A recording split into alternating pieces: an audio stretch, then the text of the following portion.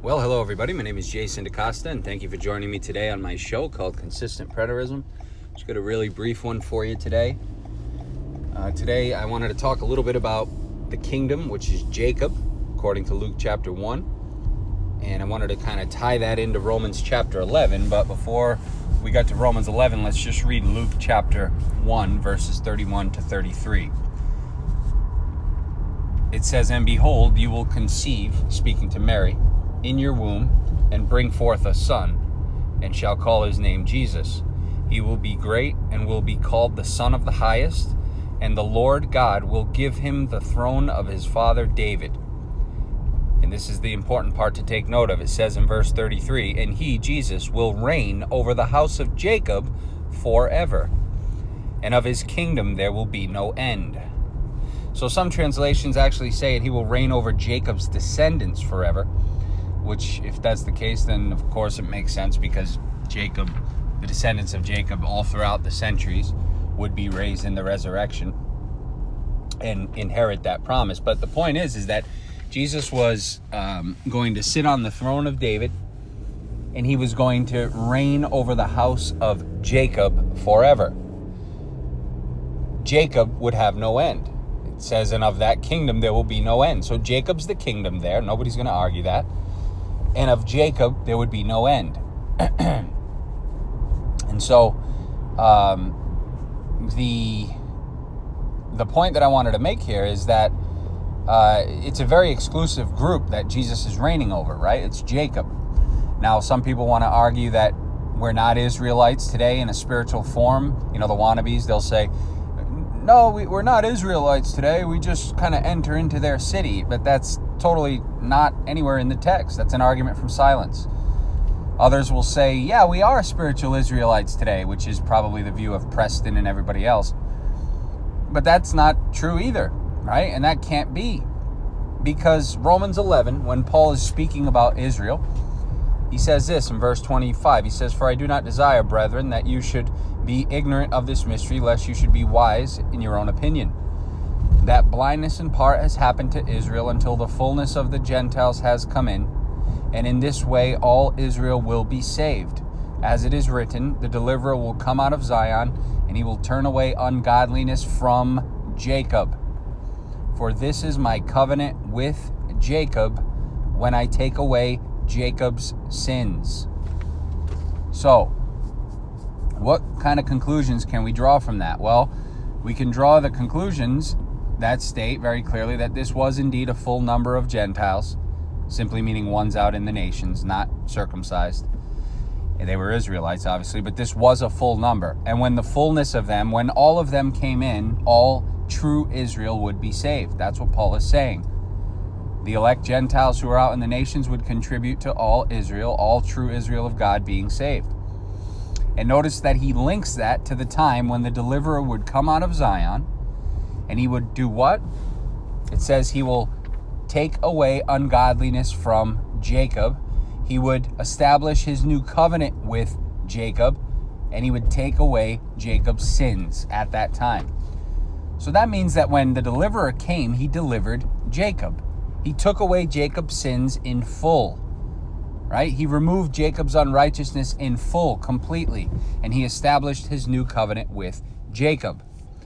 Notice that nobody else is in that text. Nobody else is, Paul isn't speaking about anything beyond the coming of the Redeemer and the coming of the deliverer.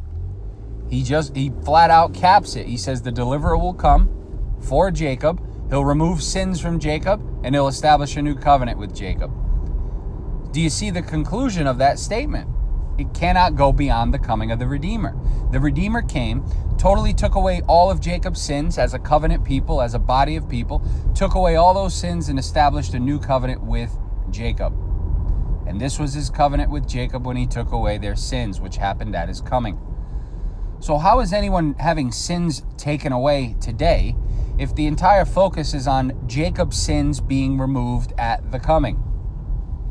All right, because the wannabe says, well, sure, you know, the full preterist, inconsistent wannabe says, sure, Jesus came and took their sins away, but he's still taking people's sins away today. But that's not what the text says at all. The text says that all Israel would be saved when their deliverer came from them. And it would be at that time that Israel's sins would be taken away completely, and God would establish his new covenant with Israel. Of course, he words it Jacob, which is the same thing as saying Israel. But you get the point here. So in the beginning, in Luke 1, verse 31 to 33, we see that the kingdom was Jacob, and that Christ would reign over Jacob forever, and Jacob would have no end. But in Romans 11, we see that all Jacob was saved by the coming of Jacob's Redeemer.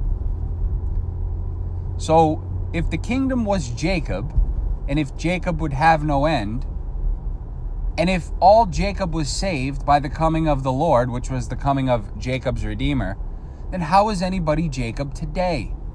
How is anybody part of that kingdom body that was fully saved and fully forgiven at the coming of Jacob's Redeemer? I trust you see the problem with that it cannot go on beyond that. And obviously we know it doesn't, because the gospel was only until the end. Matthew 24:14, this gospel, the only gospel in the story, the only good news in the story, will go to all the nations where it needs to go, and then the end will come. Very, very simple stuff that people complicate so very much. The gospel would go to every place it needed to go, far and wide. It would go to Judea, Samaria, and the ends of the land before the end of the coming, and then the end would come.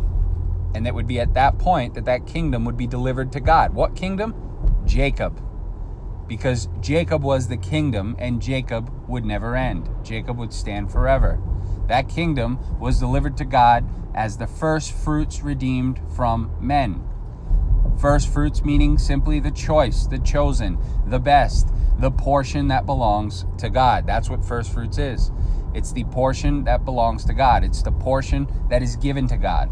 Jacob was the portion that was given to God at the end. That is the kingdom being delivered to God at the end. And Jacob is repeatedly called God's portion and God's inheritance and God's possession in the story, all throughout the Old Testament.